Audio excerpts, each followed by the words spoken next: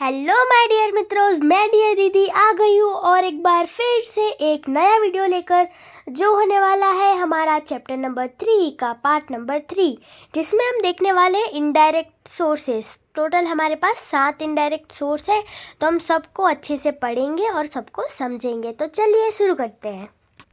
हमारा पहला indirect source जो है वो है डेंसिटी। अभी देखो, एक चीज़ जो होती है कि डेंसिटी होता क्या है, ये वाला डाउट बहुत ज़्यादा रह जाता है। तो एक सिंपलेस्ट एग्जांपल हमारे पास अगर हम ले कि हमारे पास एक बॉक्स है, अभी उस बॉक्स के अंदर कितनी चीज़ें फिल हो सकती है, तो मैक्स टू मैक्स जितनी चीज़ उसके अंदर फिल हुई वो उसकी क्या हो गई, डेंसिटी हो गई। अभी कोई बॉक्स है, उसमें 1 किलो चीनी फिट हो सकती है, दूसरा है उसमें 1.5 किलो हो सकती है। तो ये जो फिट होने की कैपेसिटी है कि कितना इसके अंदर आ सकता है, बस इससे ज़्यादा नहीं। तो ये पूरी जो स्पेस है उसको हम बोलेंगे डेंसिटी। इतना क्लियर हुआ। अब देखते हैं density as an indirect source, जिससे हमें अर्थ के इंटीरियर के बारे में इंफॉर्मेशन मिल सके। ठीक है, तो density help us understand the earth's interior is made up of different materials and materials with different properties. अभी डेंसिटी से हमें ये पता चलता है कि हमारा जो अर्थ है उसका इंटीरियर है वो अलग अलग मटेरियल से बना हुआ है, और अलग अलग मटेरियल जो है उनकी प्रॉपर्टी भी अलग अलग है।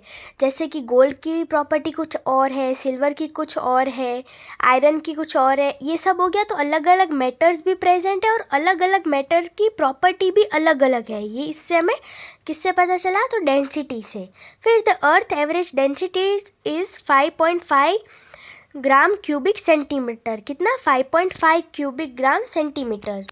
देन ये हाईलाइट कर देना, ठीक है।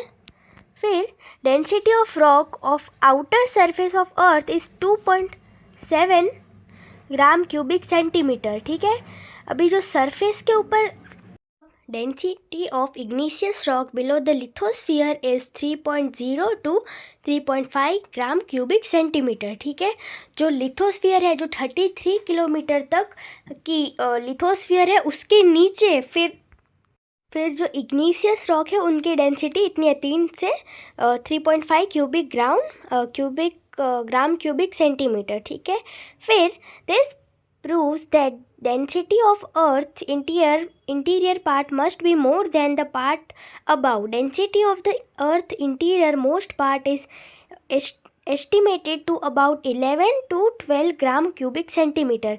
अभी ऐसा माना जाता है कि अर्थ के अंदर की डेंसिटी अर्थ के बाहर की डेंसिटी से ज़्यादा होगी। मतलब देखो, हमने ऊपर वाले जो रॉक देखे तो उनकी कितनी थी, 2.7, फिर हम और नीचे गए तो कितनी हो गई, 3 to 3.5 हो गई। तो वैसे ही एकदम अर्थ के सेंटर में या तो एकदम अर्थ के अंदर अंदर, तो उसका ऐसा एस्टिमेट किया जा रहा है कि वो या तो 11 या तो 12 होगी। The earth's density was first measured in 1774। कब पहले मेज़र की थी, 1774 में। ठीक है, then measurement of density is based on Newton's law of gravitation. अभी हमने डेंसिटी कैसे मेज़र की, तो इसमें हमारे न्यूटन जी काम आए थे। ठीक है, और अभी ये क्यूबिक ग्राम सेंटीमीटर वाली जो चीज़ें हैं वो आप याद करने की ट्राई करना। ठीक है, इतना ही था। देखो, डेंसिटी में इतना ही है। अभी इससे हमें अलग अलग इन्फॉर्मेशन मिली। देखो क्या इन्फॉर्मेशन मिली कि ऊपर वाले जो रॉक है उनकी डेंसिटी कम है और इंटीरियर के रॉक है उनकी ज़्यादा है। और अब हम देखते हैं प्रेशर। प्रेशर में क्या है कि the earth's upper layer exist pressure on the layer below it. अभी अर्थ की जो अपर लेयर है उसको इंटीरियर लेयर को क्या करती है, प्रेशर एक्सर्ट करती है। कि हम बिल्डिंग्स बना रहे ये कर, तो उनका प्रेशर अंदर की साइड जाता है। Then hence as we go towards the earth center density increase due to increase in pressure।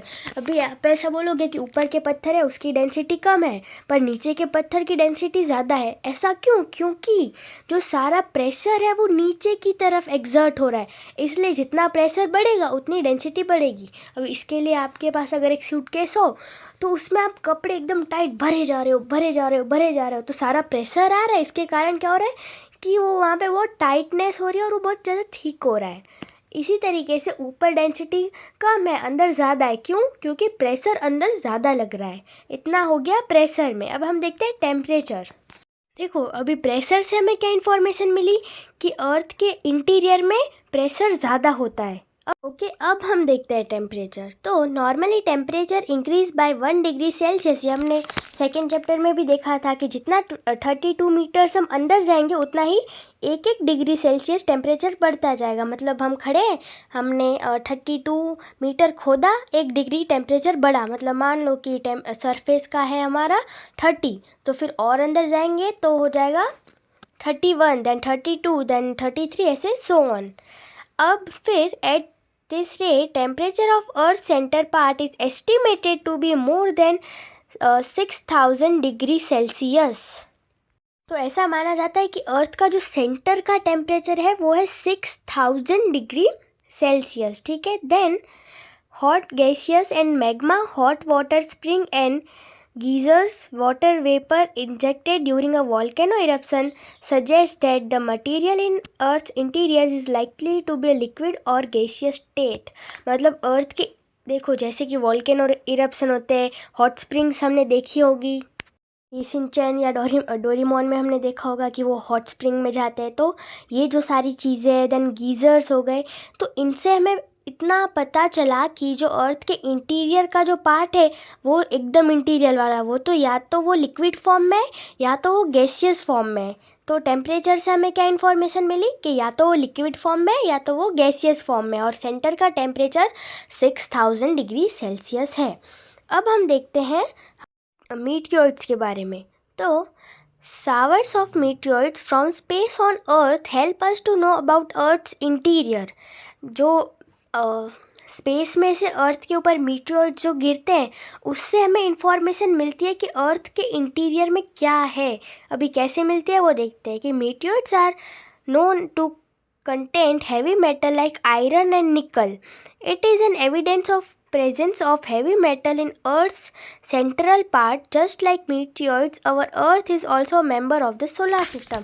अभी शायद ये लोग ऐसा बोलना चाह रहे हैं कि जो मीटियोर्स होते हैं उनमें हाई अमाउंट ऑफ निकल और आयरन है और वो धरती पर गिर रहे हैं। तो ऐसा हो सकता है कि धरती के अंदर भी आयरन और निकल हो, इसलिए वो शायद गिर रहे हैं, ऐसा माना जा रहा है। अभी देखते हैं इंटीरियर में, तो किसी को कुछ पता नहीं है कि क्या है क्या नहीं, बट ये सारे एस्टिमेट्स है कि मीटियोइड्स है उसमें आयरन निकल है, तो ऐसा हो सकता है कि अर्थ के इंटीरियर में भी काफ़ी हैवी मेटल्स प्रेजेंट हो।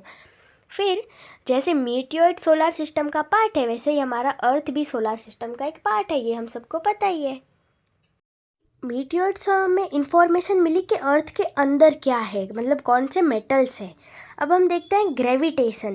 तो different part of earth surface experience gravitational force differently. अभी ऐसा क्यों कि जैसे अगर आप कच्छ है उसमें कारो डूंगर साइड जाओ तो वहाँ पे ग्रेविटी अपोजिट काम करती है, मतलब वहाँ पे कुछ अलग है, कहीं और जगह पे ग्रेविटी बहुत ज़्यादा है। तो ऐसे ग्रेविटेशनल फोर्स पूरे अर्थ पर अलग अलग है, डिफरेंट है। As the Earth's center is closer to the poles, the gravitational force is more at the poles compared to at the equator। अभी देखो, जो हमारा अर्थ का सेंटर है वो पोल से ज़्यादा नज़दीक है, मतलब पोल पे ग्रेविटी ज़्यादा होगी, और हमारा अर्थ का जो सेंटर है वो इक्वेटर से थोड़ा दूर है कंपेयर टू पोल्स, इसलिए इक्वेटर पे जो है ग्रेविटी कम होगी। ये वाली चीज़ हो गई कि जहाँ पे सेंटर से जो चीज़ ज़्यादा नज़दीक है वहाँ पे ग्रेविटी ज़्यादा होगी। फिर as the earth centre is relatively far from the equator, hence the gravitational force is less compared to at the poles। अभी आप बोलोगे कि ऐसा कैसे, क्योंकि देखो हमारा अर्थ जो है वो प्रॉपर स्पीयर नहीं है, वो थोड़ा ऑरेंज काइंड ऑफ शेप है, इसलिए वो ऊपर नीचे से थोड़ा काइंड ऑफ कंप्रेस्ड है और साइड में से वो थोड़ा बाहर निकला है, इसीलिए वो इक्वेटर से ज़्यादा दूर हो रहा है और पोल से क्लोज हो रहा है, ठीक है। Then due to uneven distribution of geo materials in the interior also variations occur in gravitational force.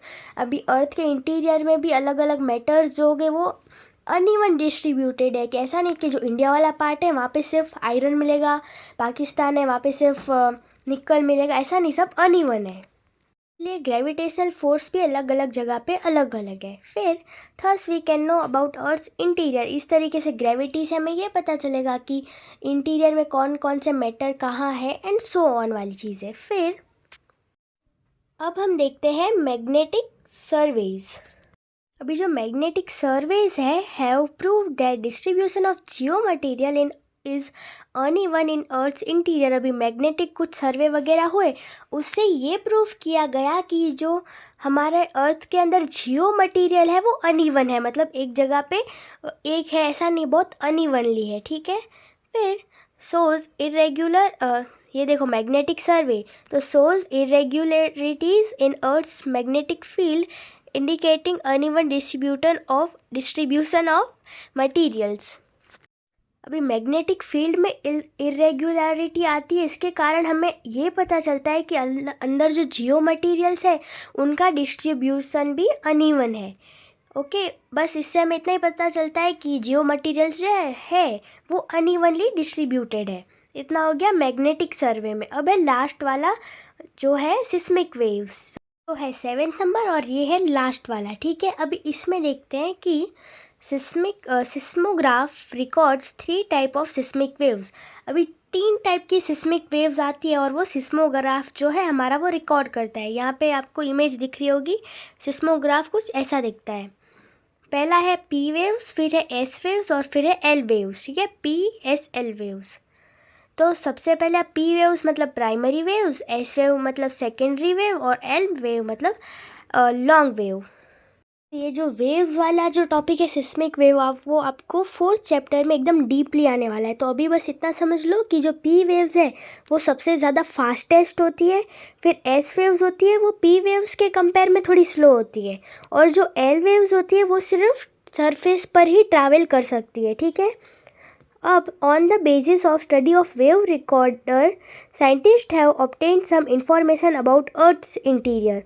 On the basis of this information, 3 divisions have been recorded from surface to the center: lithosphere, mantle and core. अभी इसमें ऐसा बताया गया है कि scientist ने कुछ research वगैरह की, किसके ऊपर, सिस्मिक वेव्स के ऊपर। इनसे हमें पता चला कि सबसे बीच में है कोर, देन मेंटल और देन लिथोस्फियर। तो इसका रीज़न क्या हो गया, तो इसका रीज़न हो गया सिस्मिक वेव्स। इनसे ही हमें ये इंटीरियर की इंफॉर्मेशन मिली। फिर कोर हैज़ बिन सब divided into outer core and inner core. अभी कोर में भी 2 डिविजन्स है, एक है आउटर कोर और एक है इनर कोर। बस इसी के साथ आज का हमारा टॉपिक होता है कंप्लीट, जिसमें हमने सातों के सातों जो है हमारे इनडायरेक्ट सोर्स वो कवर कर लिए। अगर आपको कोई भी सोर्स में डाउट हो तो आप कमेंट्स में पूछ सकते हो, और हम कल देखेंगे अब लिथोस्फियर। तब तक के लिए माय डियर मित्रों, take care and bye bye.